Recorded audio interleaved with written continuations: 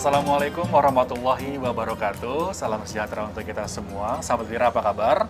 Mudah-mudahan dalam keadaan sehat walafiat dan tentunya dalam lindungan Allah Subhanahu wa taala. Bertemu lagi dengan saya Abi tentunya dalam Bincang Sehat spesial Ramadan. Dan kali ini kita akan mengangkat tema yaitu makanan apa saja sih yang perlu dihindari ketika kita berbuka puasa dan juga sahur. Saya bersama dengan narasumber kita pada episode kali ini yaitu Mbak Elsa Wulandari, Sarjana Gizi, ahli gizi dari Rumah Sakit Lira Medica. Halo Mbak, apa kabar? Alhamdulillah. Sehat? Alhamdulillah. Masih semangat puasanya? Masih. Oke, masih. Mbak, kita akan membahas mengenai tema yang mungkin bisa dikatakan simple, tapi ini sangat penting, yaitu adalah makanan-makanan apa saja yang perlu dihindari ketika saat berbuka puasa dan juga sahur. Mungkin sebelum kita ke pembahasan, Mbak Elsa sedikit saja overview mengenai tema pada episode kali ini. Kalau untuk makanan yang sebaiknya itu dihindari ketika sahur yaitu gorengan. Gorengan ya. Kemudian makan minum-minuman yang mengandung kafein. Kemudian makan makanan yang dapat merangsang lambung. Itu yang harus dihindari. Oke, nanti kita akan mengulas semuanya mengenai tema pada episode kali ini. Tapi sebelum kita ke pembahasan, saya menginformasikan kepada sahabat Lira semuanya yang masih bingung mencari baju muslim untuk Anda dan keluarga, langsung saja kunjungi Instagram dari Dehana Muslim Style dan juga Rajana Party Dress karena selain dipakai, tentunya juga model-modelnya sangat up to date untuk sahabat Lira semuanya dan juga keluarga besar untuk merayakan Hari Raya Idul Fitri. Silakan untuk mengunjungi Instagram @dehanamuslimstyle dan juga Rajana Party Dress. Dan hari ini juga saya masih mengenakan baju dari Dehana Muslim Style. Selain itu juga saya mengingatkan pada sahabat Lira semuanya yang kebingungan nih mencari tempat berbuka puasa, jangan lupa karena Risinda Hotel juga menyediakan reservasi untuk berbuka puasa untuk Anda, sahabat, dan juga keluarga. Langsung kunjungi di www.resindahotel.com untuk reservasi dan informasi selanjutnya. Dan yang terakhir, saya menginformasikan kepada sahabat Lira semuanya, jangan lupa untuk download aplikasi Rumah Sakit Lira Medica, karena selain untuk appointment secara online, juga di sana banyak sekali merchant-merchant yang sudah bekerja sama dengan Rumah Sakit Lira Medica dengan keuntungan yang menarik sekali. Oke, Mbak Elsa, kita ke pembahasan mengenai episode kali ini, yaitu makanan-makanan apa saja sih yang sebenarnya harus dihindari ketika kita berpuasa dan juga sahur ya Mbak ya. Nah, sebenarnya untuk boleh nggak sih, kita kan suka ada nih slogan-slogan bahwa berbukalah dengan yang manis gitu kan. Nah, sebenarnya mengkonsumsi yang manis saat sahur itu dapat menyebabkan lapar dan haus nggak sih sebenarnya? Tergantung kita ambil makanan manisnya itu dari sumber mana dulu. Kalau misalnya kita ambil dari sumber-sumber makanan yang pemanis buatan, nah itu iya, karena kan di dalam perjalanan dalam tubuh kita itu nanti ketika kita makan itu kan berarti ada cadangan glukosa yang masuk.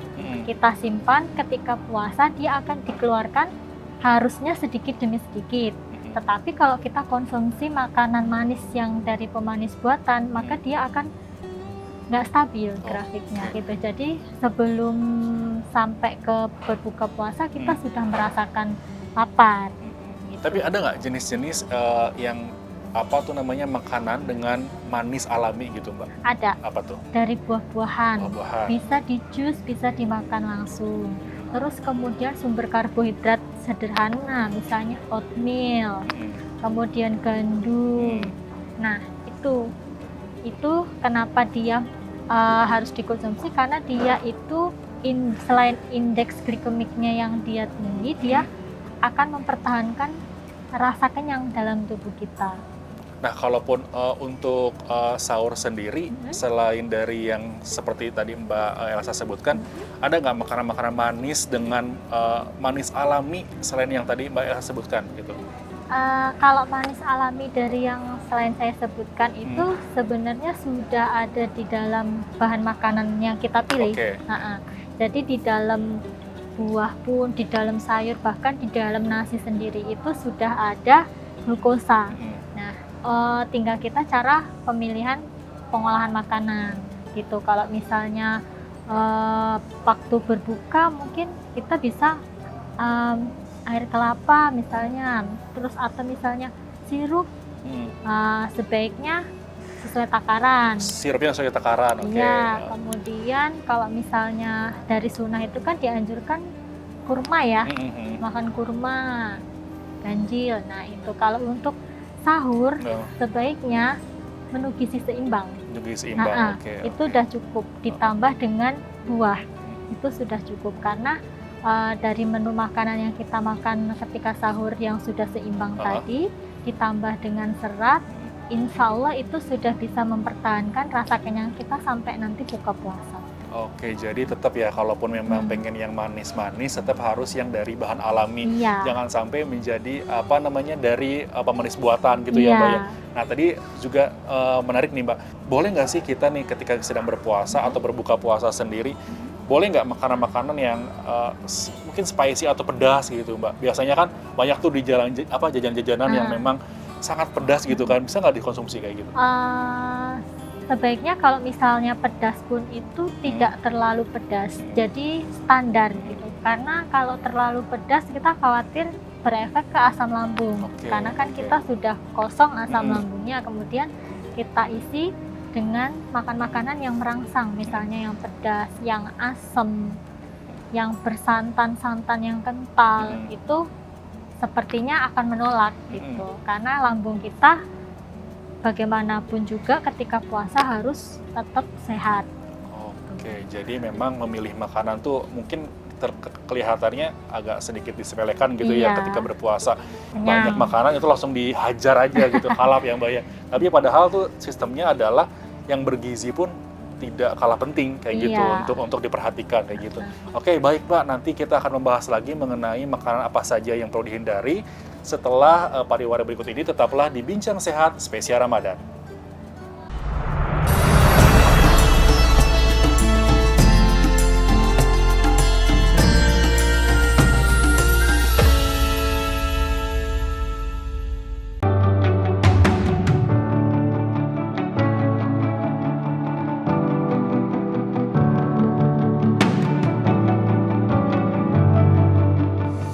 Assalamualaikum warahmatullahi wabarakatuh.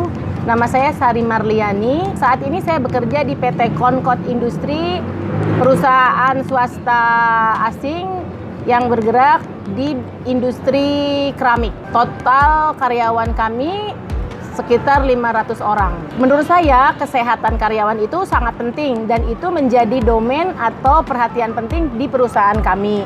Mengingat riskannya kesehatan karyawan itu yang menjadi sumber daya manusia di perusahaan kami. Untuk menjaga kesehatan karyawan yang merupakan hal yang penting dalam sumber daya manusia, salah satu aset untuk perusahaan yaitu menyediakan kesehatan. Dalam hal ini perusahaan bekerja sama dengan Rumah Sakit Lira Medica di Karawang. Untuk Rumah Sakit Lira Medica, saya merasa sangat puas sekali dengan pelayanan di Rumah Sakit Lira Medica Karawang. Karena di kondisi pandemi seperti saat ini sangat rentan untuk kita berada di rumah sakit. Namun berbeda dengan yang saya alami di Rumah Sakit Lira Medica, karena saya dibuat sangat aman dan nyaman dengan pelayanan yang sangat baik. Terlebih ketika di perusahaan saya membutuhkan pelayanan ekstra untuk tenaga kerja asing. Lira Medica bisa memenuhi standar orang asing yang lumayan tinggi. Terbukti tenaga kerja asing di perusahaan saya sangat merasa puas dengan pelayanan Rumah Sakit Lira Medica dan merekomendasikan ke semua relasinya. Terakhir, semoga Rumah Sakit Lira Medica tetap mempertahankan standar pelayanan yang sudah baik dan memperbaiki semua aspek untuk menjadi yang terbaik. Terima kasih Lira Medica.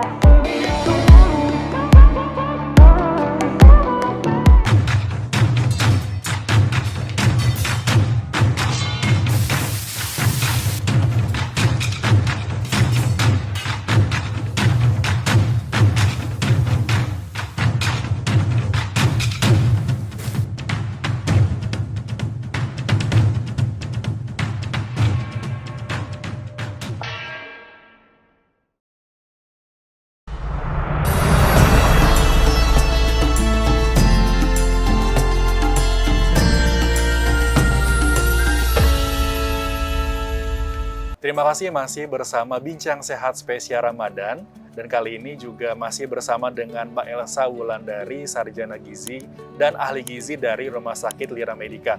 Dan episode kali ini kita sudah membahas mengenai makanan-makanan apa saja sih yang perlu dihindari ketika berbuka puasa dan juga sahur.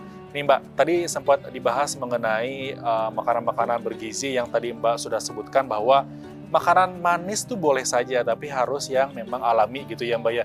Begitupun dengan pedas juga sebenarnya sih harus dihindari dulu karena kan asam lambung kan kosong, takutnya ada menolak lah, bergejolak gitu ya Mbak ya lambungnya ya. Oke, Mbak, kita ke pertanyaan selanjutnya. Sebenarnya untuk makanan sendiri, apa sih yang harus dihindari ketika berbuka puasa? Jenis-jenisnya saja. Kalau untuk berbuka puasa itu jenis-jenisnya yang dihindari yang tadi dia dari gula, yang tinggi gula. Jadi kenapa pemilihannya ketika kita berbuka dengan kurma, kita pilih kurma yang kulitnya kering. Yes. Kemudian setelah itu kita pilih misalnya setelah makan kurma minum air putih, kita bisa ditambahkan dengan minum jus misalnya atau makan buah. Kemudian setelah salat maghrib, kemudian salat maghrib tarawih ya kan, itu kan makan kecil sudah selesai. Kemudian setelah tarawih kita makan besar. Nah, makan besar itu porsinya sesuai dengan gizi seimbang. Kemudian minum air putih. Jadi minum air putih itu ketika berbuka puasa itu sampai dengan tidur itu harus 5 gelas totalnya. 5 gelas Ya. sebelum tidur terus 5 gelas air putih. Oke. Dari mulai berbuka sampai dengan mau tidur. Kemudian setelah itu, setelah minum air putih, makan makanan bergizi, kita bisa tambahkan ketika mau tidur serat, yaitu makan buah lagi misalnya, atau pisang kah, atau misalnya jeruk kah gitu.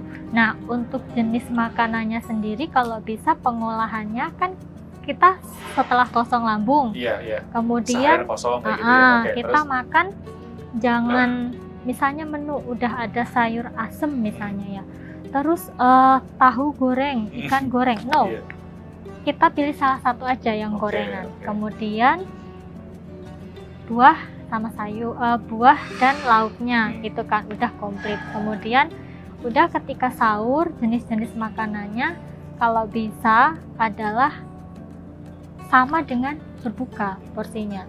Jadi justru ketika berbuka itu kalau kita tidak puasa kan makan pagi. Iya. Nah, makan pagi itu dimakan ketika berbuka puasa. Oke. Harusnya seperti itu. Kalau berbuka kan berarti nggak membutuhkan terlalu banyak, ya kan.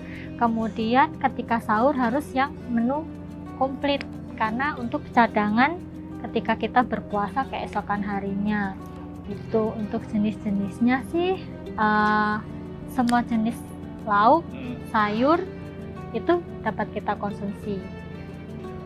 Nah Mbak, sebenarnya kalaupun kita sedang berbuka puasa nih, ada nggak sih urutan-urutan dari sudut pandang gizi sendiri? Baiknya tuh di awal ketika kita berpuasa harus makan apa dulu, sampai ketika memang nanti setelah sholat isya kayak gitu Mbak. Jadi misalkan nih, kalau misalkan saya pribadi nih ya, kalau misalnya berbuka puasa itu gorengan dulu nih makan nih, semuanya pakai sambal gitu kan. Terus setelah itu makanan manis nih kayak kolak pisang, terus kayak apa tuh namanya bubur sumsum gitu. Nah, dari sudut pandang medis sendiri, sudut dari ahli gizi sendiri, ada nggak sih urutan-urutan yang memang baiknya harus makan ini dulu nih, abis ini makan ini kayak gitu? Kalau saya ya, Ya. ini contoh ya. Yes. Kalau saya misalnya berbuka puasa, pasti 1 gelas air putih, kurma biasanya saya ambil 3. Kemudian setelah itu saya sholat maghrib. Nah, selesai sholat maghrib, kemudian saya misalnya konsumsi di situ ada roti gandum. Oke. Saya konsumsilah roti gandum sama selai misalnya ya.